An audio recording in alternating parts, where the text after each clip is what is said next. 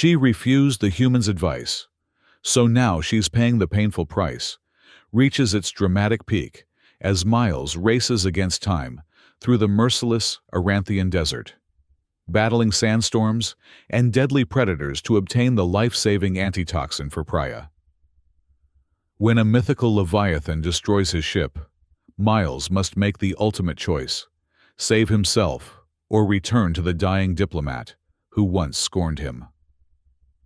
The sun of Aranthia cast long crimson shadows across the desert as Commander Miles Ashford squinted at the horizon. The wind carried a fine mist of red sand that settled on everything, including the sleek hull of his light transport vessel, the Evergreen. He'd spent the better part of the morning running diagnostics on the ship's engine core, only to confirm what he already suspected. They needed to make a detour. "Commander, our distinguished passenger is requesting your presence in the main cabin," the ship's AI announced, its voice perfectly modulated to sound both respectful and slightly ironic. Miles sighed, wiping his hands on an already soiled cloth. "Tell her I'll be there in 5 minutes. I've already informed Miss Voss that you're attending to critical engine maintenance, but she insists it's urgent." Of course she did. Miles had been transporting the Vossian diplomat for less than a day, and already he understood why the assignment had come with a substantial hazard bonus. Priya Voss, scion of one of the most influential diplomatic families in the Vossian Confederacy, treated patience as if it were a luxury she couldn't afford. He made his way through the narrow corridors of the Evergreen, a repurposed military vessel that had seen better days during the Raelian War. Now, it served as his livelihood, ferrying goods and occasional passengers across the more dangerous sectors of known space. This particular job, escorting Miss Voss to the port city of Karis, should have been straightforward. A 3-day journey, minimal interaction required, substantial payment upon delivery. The main cabin door slid open to reveal Priya Voss, standing with her arms crossed. Her tall, slender frame somehow dominating the small space. The Vossians were humanoid, but distinctly alien. Their skin had a subtle blue-silver sheen, and their eyes were large, nearly black orbs that seemed to absorb light rather than reflect it. Priya's white blonde hair was pulled back in an elaborate array of braids, signifying her high diplomatic status. "Commander Ashford," she said, her voice carrying the distinct musical lilt of her species. "I've been informed that we're changing course. This is unacceptable." Miles maintained a neutral expression. "Not changing course, Miss Voss. Making an emergency stop. The engine core is showing signs of destabilization. We need to land and make repairs before continuing to Karis." "And where exactly do you propose we land?" She gestured toward the view screen, which displayed the endless expanse of Aranthian desert. "There's nothing out there but sand, and those hideous crimson plants." "There's a small trading outpost about 70 kilometers from our current position. They'll have the parts I need, and we can be back on our way within a few hours." Priya's expression darkened. "A few hours, Commander. I have a critical diplomatic meeting in Karis tomorrow evening. The trade negotiations between the Vossian Confederacy and the Aranthian Council won't wait because your vessel is inadequately maintained." Miles felt a flicker of irritation but suppressed it.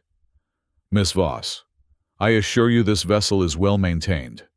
The core fluctuation is due to the unique atmospheric conditions on Aranthia. The particulates in the air here are exceptionally fine and corrosive. Even the most advanced filtration systems struggle with them." "Yet Aranthian vessels seem to manage just fine," she countered. "Aranthian vessels are specifically designed for this environment. The Evergreen is a multi-purpose transport.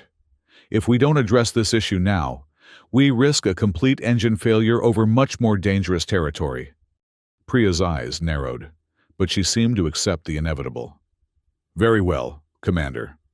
Make your repairs with all possible haste." As she turned to leave, Miles added, "One more thing, Miss Voss. When we land, you'll need to wear a protective suit if you exit the ship. The Aranthian Desert contains numerous toxic plant species and airborne spores that can cause severe reactions in non-natives. She paused at the door. I am a diplomat, Commander, not some fragile ornament. I've visited dozens of hostile environments across 3 galactic sectors. I don't doubt your experience, but Aranthia is uniquely hazardous. The indigenous flora has evolved toxins that specifically target non-native nervous systems. Priya's lips curved in a slight smile that didn't reach her eyes. Your concern is noted, Commander. But I assure you, Vossians have considerably more resilient physiologies than humans. What might be lethal to your kind is often merely uncomfortable to mine. Before Miles could respond, she had already left the cabin. He exhaled slowly, mentally calculating how many more days he'd have to endure her company. The payment better be worth it. The diplomat seems confident, the AI observed dryly. That's one way to put it, Miles muttered as he headed back to the engine room. Set course for the trading outpost, Evergreen, and prepare the emergency landing protocols, just in case. Emergency protocols ready, Commander. Though I calculate only a 12% probability we'll need them. Let's hope those odds hold. They didn't. 3 hours later, as they approached the trading outpost, the engine core's fluctuations intensified dramatically. Warning lights flooded the command console as Miles struggled to maintain altitude. Core destabilization at critical levels, the AI reported calmly. Recommend immediate emergency landing. Miles's hands flew over the controls. Inform Miss Voss to secure herself for impact. Where's our nearest viable landing zone? Transmitting coordinates. There's a relatively flat area of hard-packed sand approximately 2 kilometers ahead. It should support our weight without significant sinking.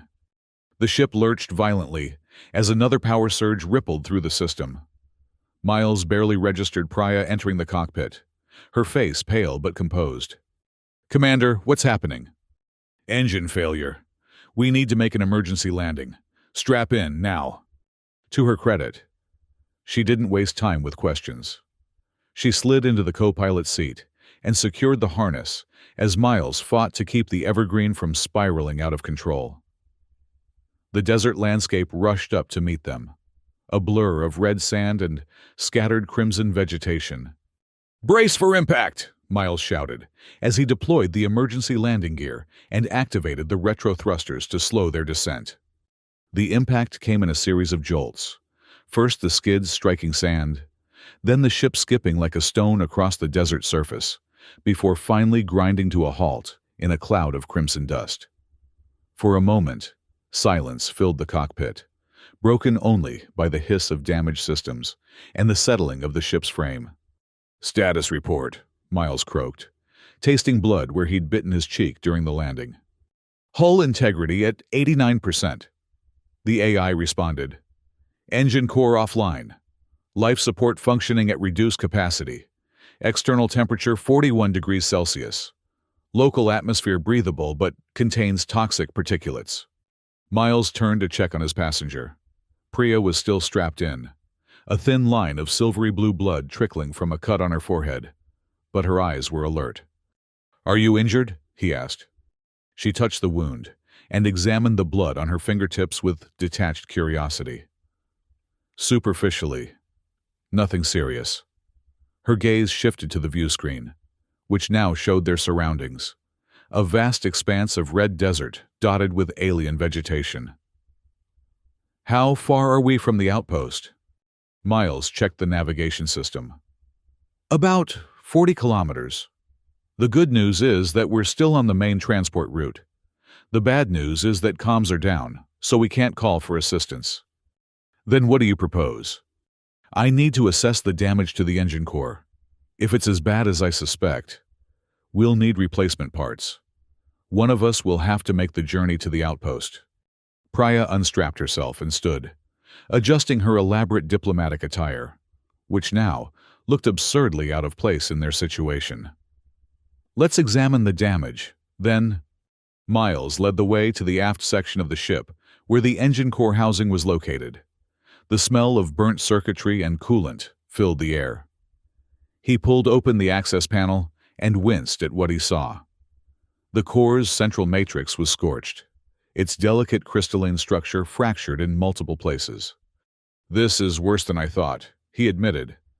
"The atmospheric particulates must have gotten past the filters and caused a cascade failure in the cooling system."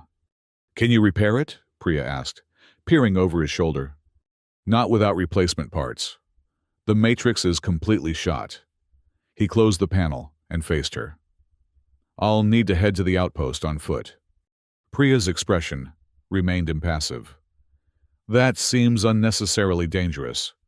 Surely there are emergency protocols for situations like this." "The emergency beacon is tied to the main power system, which is currently offline.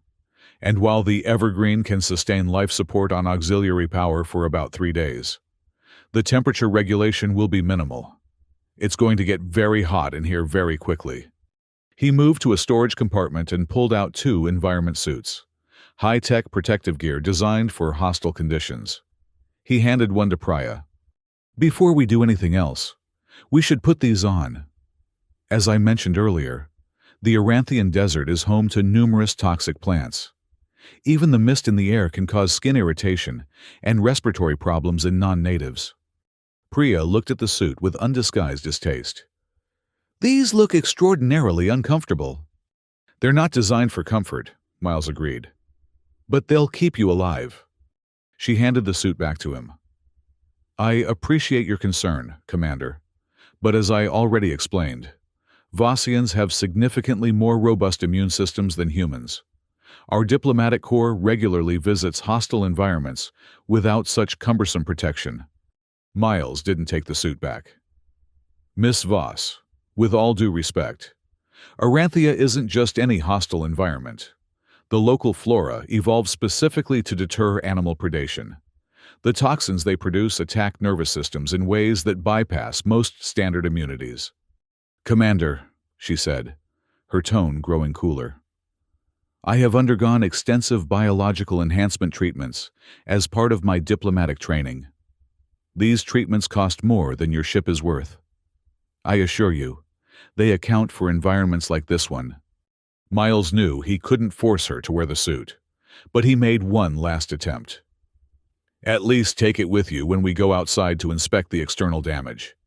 If you start feeling any unusual symptoms, burning sensation on the skin, dizziness, numbness, put it on immediately." She seemed to consider this, then gave a slight nod. "Very well. I'll carry it as a precaution, though I doubt it will be necessary." They exited through the main airlock, Miles fully suited, and Priya carrying her folded suit under one arm. The heat hit them immediately, a dry, oppressive wave that seemed to suck the moisture from Miles's body, even through the protective layers. The sky above was a deep amber, the sun a distant white disk, partially obscured by high, thin clouds of red dust. The Evergreen had carved a long furrow in the desert surface, ending in a slight depression where the ship now rested. Miles circled the vessel, noting with relief that the external damage was less severe than he'd feared.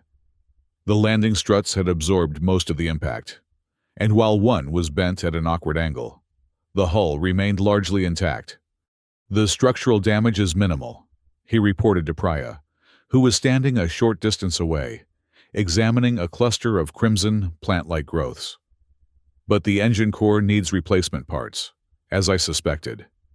When she didn't respond, he turned to see her moving closer to the unusual vegetation. "Miss Voss, I wouldn't get too close to those if I were you." The plants, if that was the right word for them, stood about waist-high, with thick, fleshy stalks, supporting bulbous, spiny structures that resembled the flowers of earth cacti, but in deep shades of red and purple. They swayed slightly, despite the absence of wind. "These are fascinating," Priya said, clearly not heeding his warning. "The botanical reports on Aranthian flora mention these, but seeing them in person is quite different. They're called crimson thorn roses in the human taxonomy, aren't they?" Miles approached cautiously, keeping a respectful distance from the plants. That's right. And they're extremely dangerous. Those spines contain a neurotoxin that causes tissue necrosis in most species. Priya glanced at him with a hint of amusement. Always so cautious. Commander, my species has studied these extensively. The toxin attacks specific neural pathways that Vossians don't possess. Before Miles could stop her, she reached out toward one of the bulbous structures. The diplomatic archives indicate that they respond to... Her words cut off in a gasp as several of the spines suddenly ejected from the plant, striking her exposed hand and wrist. She jerked back, but it was too late. The spines had penetrated her silvery blue skin, and already a viscous purple fluid was seeping from the wounds. What? She stared at her hand in shock. Miles rushed forward, careful to stay clear of the plant's range. Don't move! Those are toxin sacs. The more you struggle, the faster the poison will spread through your system. Priya's expression shifted from surprise to pain as the toxin began to take effect. It burns, she whispered, her voice tight. How is this possible? Our research indicated Vossian immunity. Your research was incomplete, Miles said grimly, taking her uninjured arm and guiding her away from the dangerous cluster. The crimson thorn roses have evolved rapidly over the past decade. They've developed new toxins that affect a wider range of species. He led her back to the ship, cursing under his breath. Once inside, he immediately headed for the medical bay, still supporting Priya as her steps became increasingly unsteady. Sit here, he instructed, helping her onto the examination table.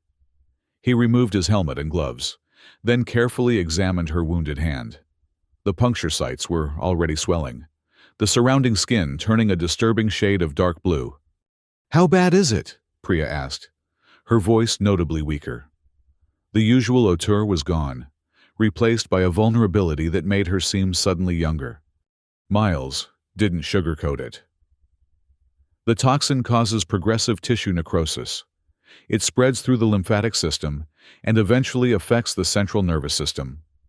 He moved to a cabinet and pulled out an emergency medical kit.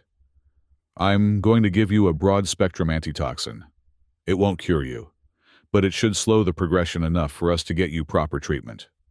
Proper treatment? Priya repeated, watching as he prepared an injector. What does that entail? You need a specific antitoxin formulated for the crimson thorn rose toxin. They'll have it at the outpost. He administered the injection to her unaffected arm. This will help with the pain and inflammation, but I need to remove those spines and clean the wounds. Priya nodded, her dark eyes wide with a fear she was clearly trying to control. Miles worked quickly, using sterile forceps to extract the embedded spines and then cleansing the wounds with an antiseptic solution. Each touch seemed to cause her pain, but she remained stoically silent, only the occasional sharp intake of breath betraying her discomfort. The toxin has already entered your bloodstream, Miles said as he applied a protective gel to the wounds. The symptoms will progress despite these measures. You'll experience increasing pain, numbness, and potentially neurological effects like confusion or hallucinations. How long do I have? She asked quietly. Before permanent damage? Maybe 12 hours. The broad-spectrum antitoxin should buy us some time, but I need to get to the outpost and back with the specific antidote. Priya stared at her bandaged hand, then raised her gaze to meet his. The arrogance that had characterized their interactions was gone, replaced by a sober awareness of her situation. This is my fault, she admitted. I should have listened to your warnings. Recriminations won't help us now, Miles said, more gently than he might have expected. What matters is getting you treated. I'll prepare for the journey to the outpost immediately. He gathered essential supplies, water, emergency rations, a portable navigation unit, and a small but powerful blaster for protection against the desert's predators. The journey would take at least 7 hours each way on foot, assuming no complications. Evergreen, He addressed the AI as he packed. I need you to monitor Miss Voss's condition while I'm gone. Alert her if any new symptoms develop, and provide appropriate medical advice. Understood, Commander, the AI responded. I'll maintain constant bioscan monitoring and adjust environmental controls to minimize her discomfort. Miles returned to the medical bay, where Priya was still sitting, her posture rigid as she fought against the pain. Her left arm, the one with the wound, was now swollen to the elbow, the skin taking on a mottled, darkening appearance. I've prepared a resting area for you in the main cabin, he told her. It will be more comfortable than the medical bay, and the AI can monitor you more effectively there. He helped her to the cabin, where a makeshift bed had been arranged with the ship's limited comforts. She sank onto it with a poorly concealed wince. The symptoms will get worse before I return, Miles said frankly. The pain will increase, and you may experience fever, chills, and disorientation. The most important thing is to stay hydrated and remain as still as possible to slow the toxin's spread. Priya nodded, her usual eloquence abandoned in the face of growing pain. How will you find your way to the outpost? Miles held up the navigation unit. I've plotted the most direct route. The main concern will be avoiding the more dangerous flora and fauna along the way. And if you encounter something you can't avoid? He patted the blaster at his hip. I've survived worse odds during the war. Priya studied him with newfound respect. You were a soldier before becoming a transport commander. Marine Special Forces, he confirmed. 8 years of service, 4 of them in active combat zones. That explains your adaptability. She shifted uncomfortably, then looked up at him with unexpected vulnerability. Will you make it back in time? Miles met her gaze steadily. Yes, I give you my word. He wasn't sure why he made such a definitive promise. The desert was unpredictable, and the journey perilous, but something in her expression demanded certainty, not hedging. Rest.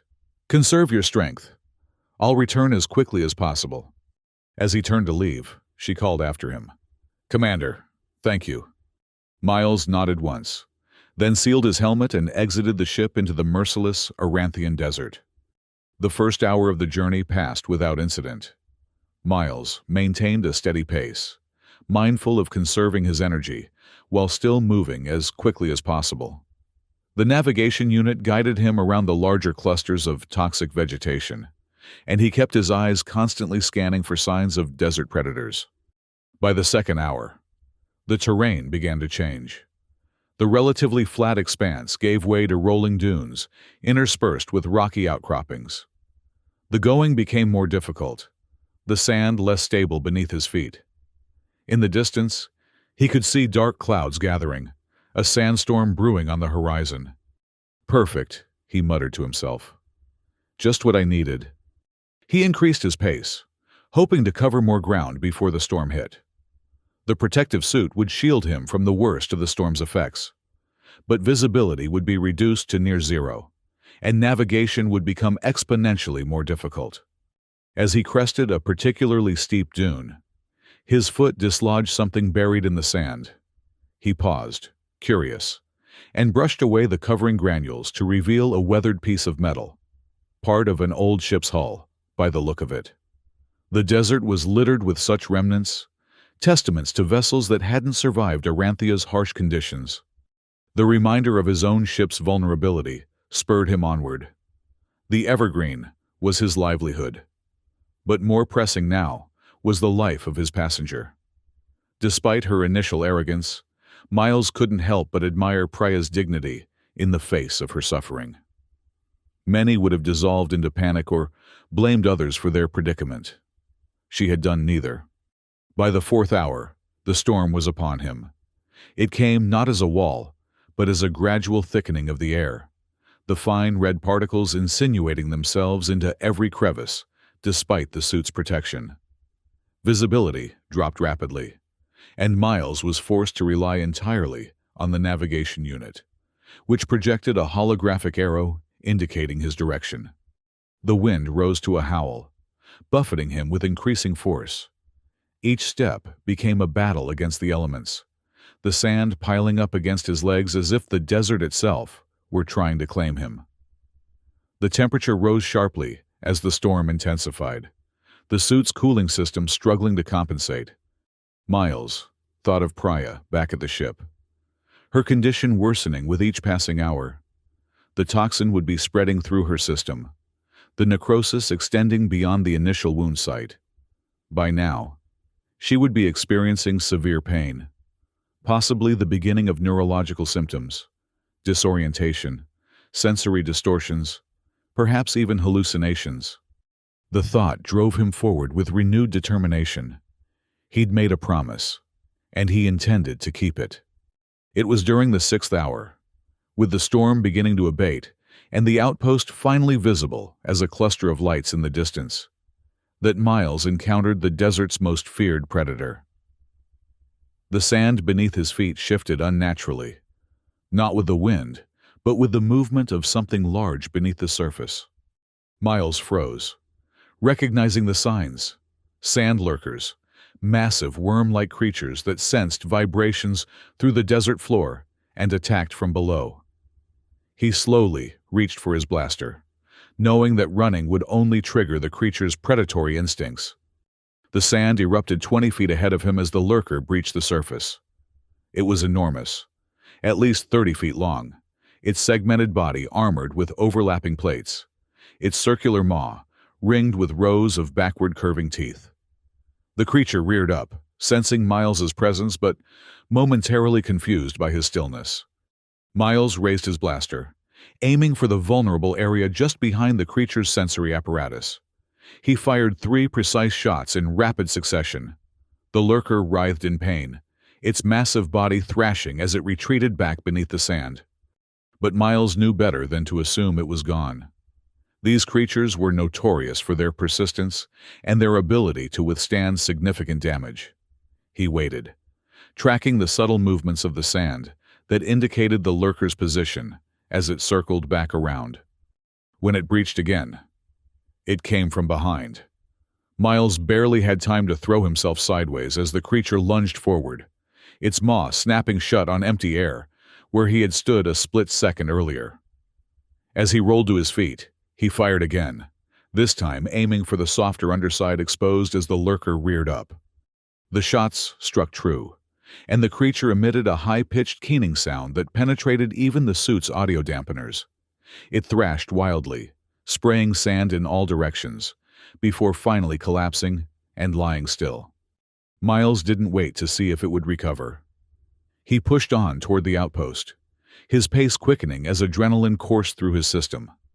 The encounter had cost him precious time, and every minute delayed was another minute of suffering for Priya. The outpost appeared as a collection of low, dome-shaped structures surrounded by a perimeter of energy fencing. As Miles approached, he could see figures moving about, a mix of humans and other species, mostly traders and desert guides by their attire. He was greeted at the entrance by a security officer, a grizzled human woman with the weathered look of someone who had spent decades in the desert. "Identification," she demanded, eyeing his dust-covered suit suspiciously. Miles removed his helmet, the air of the outpost relatively clean compared to the open desert. "Commander Miles Ashford of the transport vessel, Evergreen. We made an emergency landing about 40 kilometers southwest of here. I have a passenger suffering from Crimson Thorn Rose toxin exposure." The officer's demeanor changed immediately. "Follow me," she said, leading him through the outpost's main thoroughfare, toward a structure marked with the universal symbol for medical services. The medical facility was small, but well-equipped, specializing in treatments for the unique hazards of Aranthia. The doctor on duty was an Aran native, one of the indigenous species of Aranthia, with mottled red-orange skin that had evolved to withstand the harsh desert conditions. "Crimson Thorn Rose exposure," the doctor asked after Miles explained the situation. His voice was deep and resonant, a characteristic of the Aran species. "How long ago was the contact?" "About 7 hours now," Miles replied. "I administered a broad-spectrum antitoxin immediately after exposure. but she needs the specific antidote. The doctor nodded, moving to a storage unit and retrieving a small case. The toxin is particularly aggressive in off-worlders. What species is your passenger? Vossian. The doctor paused. His expression, difficult to read on an Aran face, showing concern. Vossians are especially vulnerable to the neurotoxic components. Their nervous systems share certain similarities with the predators the crimson thorn roses evolved to repel. He opened the case, revealing several vials of iridescent blue liquid. This is the antitoxin. It must be administered intravenously in 2 doses, spaced 1 hour apart. The first dose will neutralize the circulating toxin. The second will address the tissue damage. He handed the case to Miles. There's also a topical gel for the wound site and a neural stabilizer to counteract any neurological symptoms she's experiencing. Miles accepted the case gratefully. What about transport back to my ship? Is there a vehicle I could use? The security officer, who had remained nearby, interjected. There's a desert skimmer available. It will cut your return time to about 2 hours. I'll arrange it while you gather any other supplies you need. With the antitoxin secured and the skimmer being prepared, Miles quickly acquired the necessary engine parts for the Evergreen. The outpost supply depot had most of what he needed, though some components would require improvisation. As he was finalizing his purchases, a subtle vibration ran through the ground beneath his feet. The other occupants of the depot immediately grew quiet, expressions of concern spreading across various faces. What is it? Miles asked the depot manager, a stocky human with artificial respirator implants visible along his jawline. Tremor, the man replied tersely. 3rd one today. They've been increasing in frequency over the past week. Seismic activity? The manager shook his head. Not exactly. Something's disturbing the deep desert. The Aran elders say it's a sign of the great beasts stirring. Great beasts? Ancient creatures that live far beneath the sand. Bigger than sand lurkers. Much bigger. Most consider them legends. But the tremors are real enough. Another tremor, stronger than the first, rattled the shelves. The manager grimaced. Whatever it is, it's getting closer. You'd best get back to your ship as quickly as possible. Miles didn't need further prompting. With the supplies loaded onto the skimmer, a sleek, low-profile vehicle designed to glide over the desert surface, he set out for the return journey. The skimmer's enclosed cabin offered protection from the elements, and its powerful engine ate up the distance far more quickly than he could have managed on foot. But the tremors continued, growing in intensity. Twice, Miles had to swerve to avoid sudden fissures that opened in the desert floor, the sand pouring into newly formed chasms, like water down a drain. Whatever was causing the disturbances seemed to be moving in the same general direction as his route back to the Evergreen. As he neared the ship's coordinates, a massive tremor nearly overturned the skimmer. Miles fought for control as the vehicle skidded sideways, finally coming to rest at a precarious angle against a dune. In the distance, perhaps a kilometer away, he could see a disturbance in the sand, not the discrete eruption of a sand lurker, but a continuous, rolling movement, as if something immense were tunneling just beneath the surface. And it was heading directly toward the Evergreen. Miles abandoned the skimmer, grabbing the medical case and the most critical engine components. The ship was visible now, its silver hull reflecting the harsh light of the setting sun. He ran, ignoring the weight of his burden and the treacherous footing of the loose sand. As he approached, he could see that the Evergreen had shifted position, partly buried now as the sand had collapsed beneath one side. The tremors had destabilized the ground, causing the ship to list at an alarming angle. "Evergreen!" Miles shouted as he reached the airlock. "Emergency entry protocol. Authorization Ashford Delta 9. The airlock cycled open, and Miles stumbled inside, nearly falling as another tremor shook the ship. The internal gravity compensators were struggling with the tilted orientation, creating a disorienting sensation of constantly sliding toward the lower side. "Commander Ashford," the AI greeted him, its voice remarkably calm given the circumstances. "I must inform you that Miss Voss's condition has deteriorated significantly. She is experiencing acute neurotoxic symptoms, including sensory hallucinations and muscular spasms." "Where is she?" "Main cabin. I've had to administer sedatives to manage the convulsions."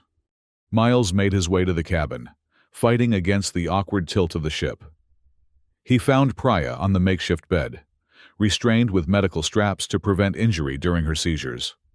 Her skin had taken on a grayish cast, and the arm with the wound was now swollen to the shoulder, the flesh visibly necrotic in patches. "Priya," he called, kneeling beside her. "Can you hear me?" Her eyes fluttered open, unfocused and dilated. "Miles?" she whispered, her voice barely audible. "Is that you? I see. So many shapes. The colors are wrong." "I'm here," he confirmed, opening the medical case. "I have the antitoxin. You're going to be all right." He prepared the first injection, his hands steady despite the continuing tremors that shook the ship. As he administered the dose, another violent shake nearly sent him sprawling. "Evergreen, what's happening out there?" he demanded as he steadied himself. "Seismic disturbance approaching from the northwest," the AI reported, based on movement patterns and subsurface scanning. "I believe it may be a greater desert leviathan, a creature previously classified as mythological. Estimated size exceeds 100 meters in length." "Mythological or not, it's about to be a very real problem," Miles muttered. "Can we get the ship operational?" "Negative, Commander. Even with the replacement parts, repairs would take approximately 4 hours. The creature will reach our position in less than 20 minutes at current speed." Miles looked down at Priya, who had relaxed slightly as the first dose of antitoxin began to take effect. He needed to administer the second dose in an hour, but they clearly didn't have that luxury. "We need to move," he decided. "The skimmer is damaged but might still be operational enough to get us away from here." He carefully removed Priya's restraints and lifted her into his arms. She was lighter than he expected, her tall frame belying her actual weight. Her head lolled against his shoulder, her breathing shallow but steady. "Evergreen, download your core programming to a portable unit," Miles ordered. "I'm not leaving you behind." "Initiating core download," the AI confirmed. "Estimated completion time, 3 minutes." Miles carried Priya to the airlock, setting her down gently while he retrieved a few essential supplies: water, medical equipment, and the remaining doses of antitoxin. He also grabbed a portable oxygen unit, attaching it to Priya's face with a lightweight mask. Her toxin-weakened system would be especially vulnerable to the desert's harsh atmosphere. The tremors were increasing in both frequency and intensity. Sand cascaded down the ship's hull in continuous streams as the desert floor shifted beneath them. In the distance, Miles could see a massive ripple in the sand, like the bow wave of a submarine just beneath the surface, bearing down on their position. "Download complete," Evergreen announced. A small device on the command console glowed blue, indicating that the AI's core consciousness had been successfully transferred. Miles pocketed the device, then lifted Priya once more. "Hold on," he told her, though he wasn't sure if she could comprehend him through her delirium. "This is going to be rough." He stepped through the airlock into the fading light of the Aranthian sunset. The skimmer lay half-buried about 100 meters away, its sleek form now marred by sand and the damage from its abrupt stop. Miles trudged toward it, each step a battle against the increasingly unstable ground. Behind them, a sound like thunder rolled across the desert as the approaching creature accelerated. The Evergreen shuddered, metal groaning as the sand beneath it continued to shift. Miles had nearly reached the skimmer when the world seemed to explode around them. The desert surface erupted in a fountain of sand and rock as the Leviathan finally breached.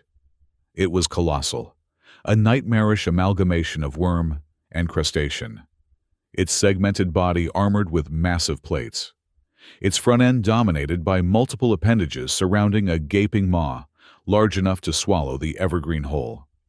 The ship was already being dragged down, disappearing into the sinkhole created by the creature's emergence.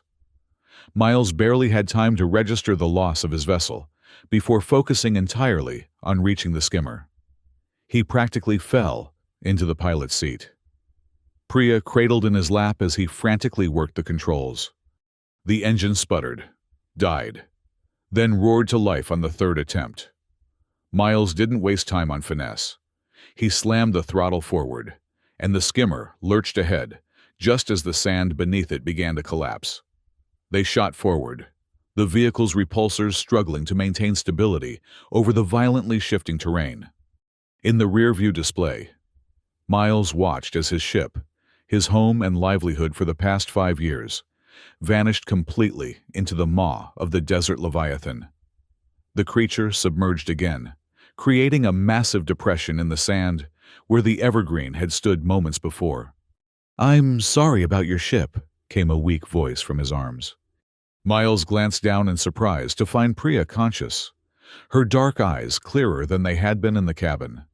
"You're awake," he observed, adjusting their course to put as much distance as possible between them and the Leviathan. "The antitoxin. It's working," she said, her voice barely audible over the skimmer's engine. "The pain is less overwhelming. The colors have stopped shifting." "That's good.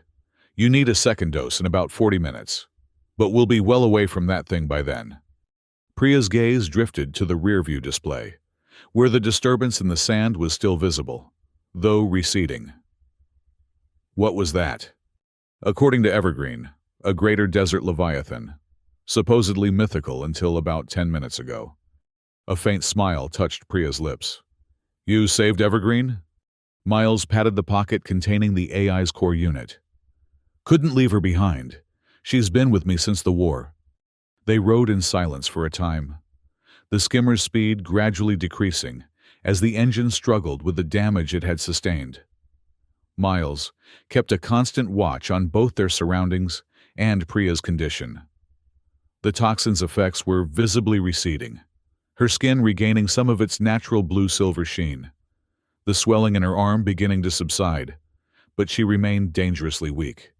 "The outpost is too far," Miles decided, checking the navigation system. "We'd never make it with the skimmer in this condition, but there's a wilderness shelter about 15 kilometers from here. It's automated, minimal facilities, but it should have basic medical equipment and emergency communications." Priya nodded weakly. "I trust your judgment, Commander." The simple statement, so different from her earlier, haughty dismissals, caught Miles off guard.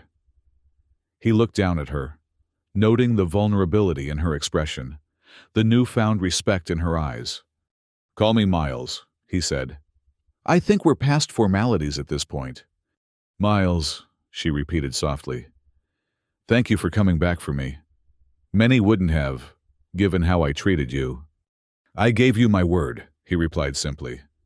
The shelter appeared as a low, reinforced dome nestled against a rocky outcropping. It was designed to blend into the landscape, its outer shell covered in a substance that mimicked the surrounding stone. Miles brought the skimmer to a halt at the entrance and carried Priya inside. The interior was sparse but functional, a single room with basic sleeping pallets, a water recycler, a food synthesizer, and a small medical station. Miles gently laid Priya on one of the pallets, then activated the shelter's systems. Wilderness Shelter 47 online announced a basic AI far less sophisticated than Evergreen.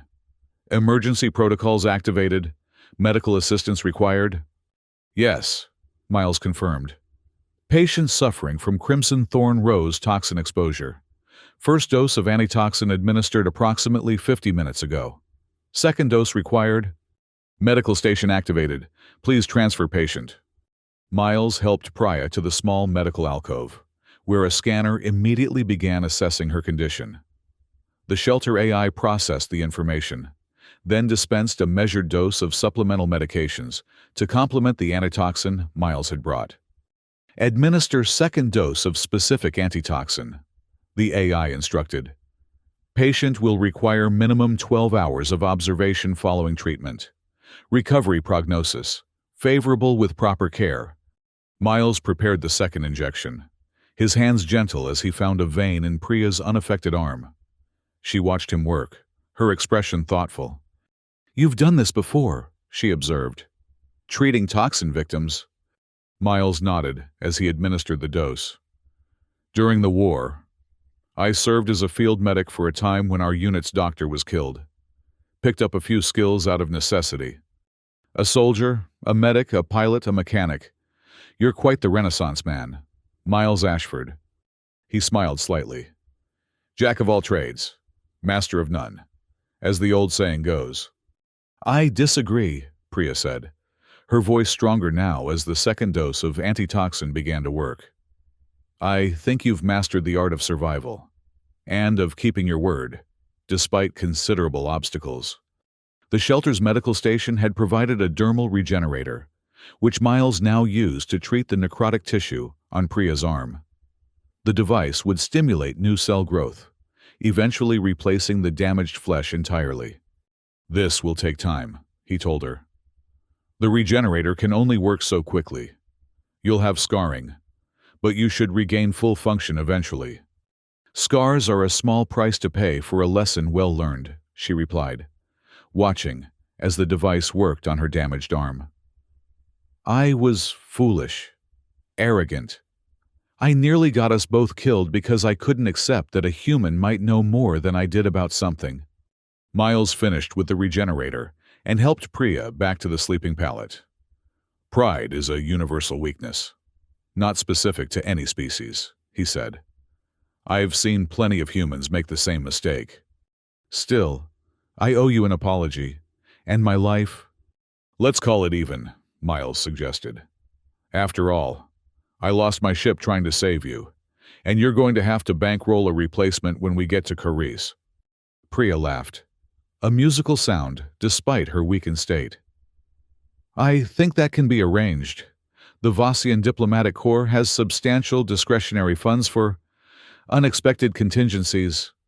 Miles settled on a nearby pallet, suddenly aware of his own exhaustion. He'd been running on adrenaline for hours, and now that Priya was stable, his body was demanding rest. "You should sleep," Priya said, noticing his fatigue. "The shelter will alert us if anything changes with my condition." "I'll rest when I've made contact with the outpost," Miles replied, moving to the communications console. "We need extraction, and I want to warn them about the Leviathan." The console powered up, but the connection was spotty. The massive creature's movements had disrupted the subterranean relay network that carried communications across the desert. Miles managed to send a brief message indicating their location and situation, but couldn't confirm it had been received. "That will have to do," he said, returning to the pallet. "Someone should check on us within the next day or so, especially when you fail to show up for your diplomatic meeting." "The meeting," Priya groaned, closing her eyes. "I'd almost forgotten. The trade negotiations—" "Can wait until you're recovered," Miles finished for her. "Even diplomats are allowed to be late when they've nearly died from toxic exposure and been chased by a mythical desert monster." That drew another laugh from her. "I suppose so. Though my superiors will demand a full report." "I look forward to reading it. How I ignored a human's advice and paid the painful price." Priya opened her eyes to look at him, her expression serious despite his attempted humor. "You know what the strangest part of all this is? I think I needed this experience. I've spent my entire diplomatic career believing that Vossians are inherently superior to humans in almost every way. It's humbling to discover how wrong I was." "Not wrong about everything," Miles corrected her. Vossians do have remarkable resilience. A human would have died from that toxin dose hours ago. She smiled faintly. You're very generous, considering everything I've put you through. Get some rest, Miles told her. The antitoxin works best when the patient is sleeping. Priya nodded, her eyes already drifting closed. Miles watched her for a moment, struck by how different she seemed now compared to the arrogant diplomat who had first boarded his ship. Near-death experiences had a way of stripping away pretense, revealing the true person beneath. He stretched out on his own pallet, exhaustion quickly pulling him toward sleep. Just before consciousness slipped away, he removed Evergreen's core unit from his pocket and placed it on the small table beside him.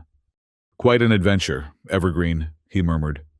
The AI's voice emerged from the small speaker, much softer than usual. Indeed, Commander, though I calculate the adventure is far from over. Miles glanced at Priya's sleeping form. I think you might be right about that. Dawn broke over the Aranthian desert, painting the sky in shades of amber and gold. Miles awoke to the sound of an approaching vehicle, the extraction team from the outpost, arriving in a heavy-duty transport designed to navigate the treacherous desert terrain. Priya was already awake, sitting up on her pallet. The transformation from the previous day was remarkable. Her skin had regained its healthy blue-silver sheen, and while her injured arm remained bandaged, the swelling had subsided dramatically. Even more striking was the change in her demeanor, the haughty superiority replaced by a quiet dignity and genuine warmth. Our rescue has arrived, she noted as Miles sat up. Perfect timing, he replied, running a hand through his disheveled hair. How are you feeling? Much improved. The pain is manageable now, and the hallucinations have stopped entirely.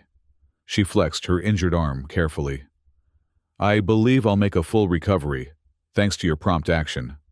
The shelter's entrance slid open to admit two figures in protective suits, a human man and an Aran woman, both bearing the insignia of the outpost's emergency response team. Commander Ashford, the human asked, removing his helmet. We received your distress signal. Transport standing by to take you and your passenger to the outpost.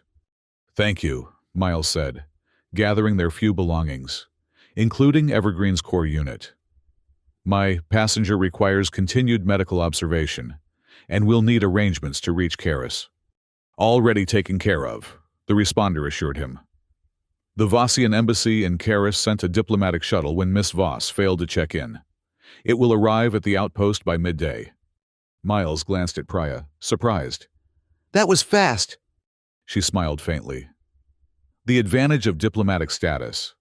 My absence from scheduled communications triggers automatic protocols.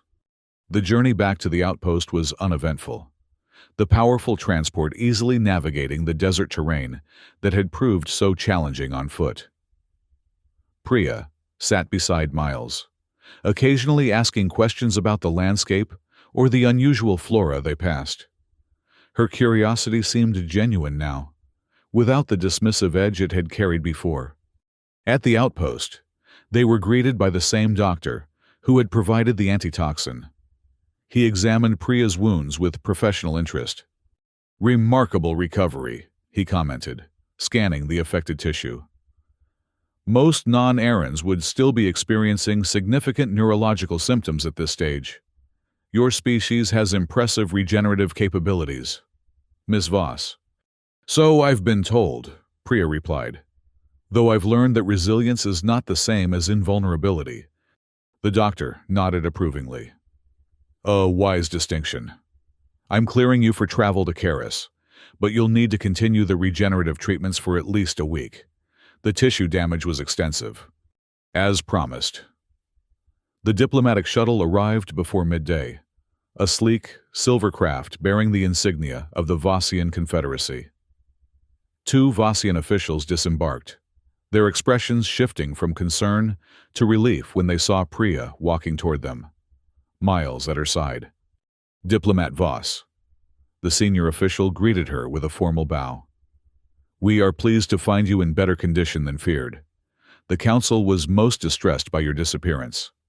I was never truly missing, Priya corrected him. I was in the capable hands of Commander Ashford, who saved my life at great personal cost. The officials turned their attention to Miles, clearly reassessing him in light of Priya's statement. The Confederacy is in your debt, Commander, the senior official said.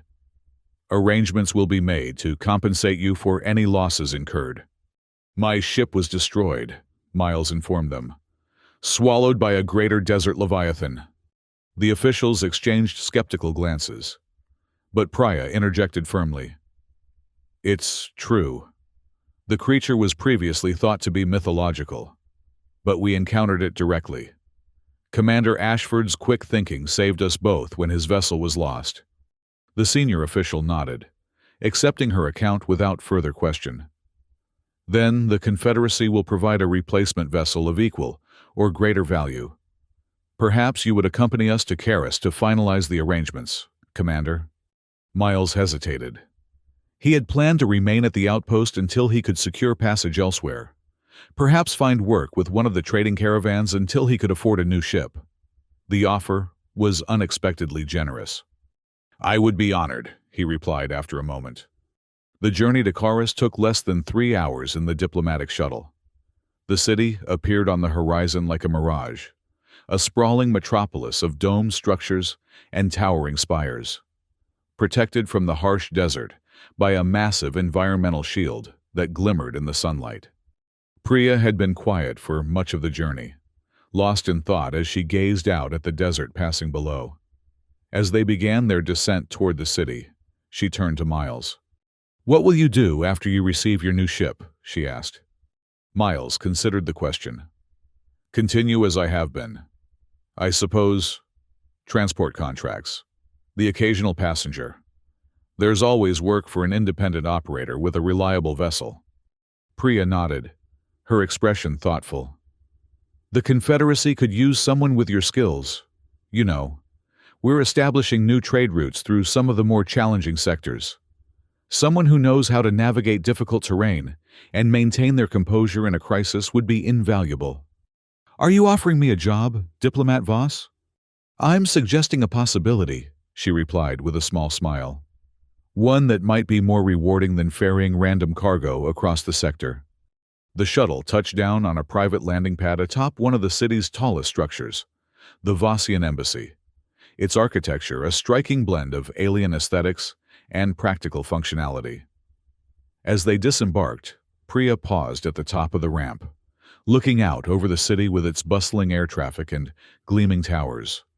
Whatever you decide, she said to Miles, I want you to know that I will never forget what you did for me out there. You had every reason to leave me behind after how I treated you. But you didn't. I gave you my word, Miles replied. The same simple explanation he had offered in the desert. Priya smiled, a genuine expression that transformed her features. Some might say that's a very human trait. This stubborn adherence to one's word despite all logical reasons to break it. But I think perhaps it's simply a trait of good people, regardless of species. She extended her uninjured hand to him, not in the formal Vossian greeting he had come to expect, but in the human gesture of a handshake. Miles took it, feeling a connection that transcended their differences. To new beginnings, Priya said softly. And lessons well learned, Miles added. As they entered the embassy together, the Aranthian sun cast their shadows long behind them, no longer separate and opposed, but walking side by side into whatever the future might hold.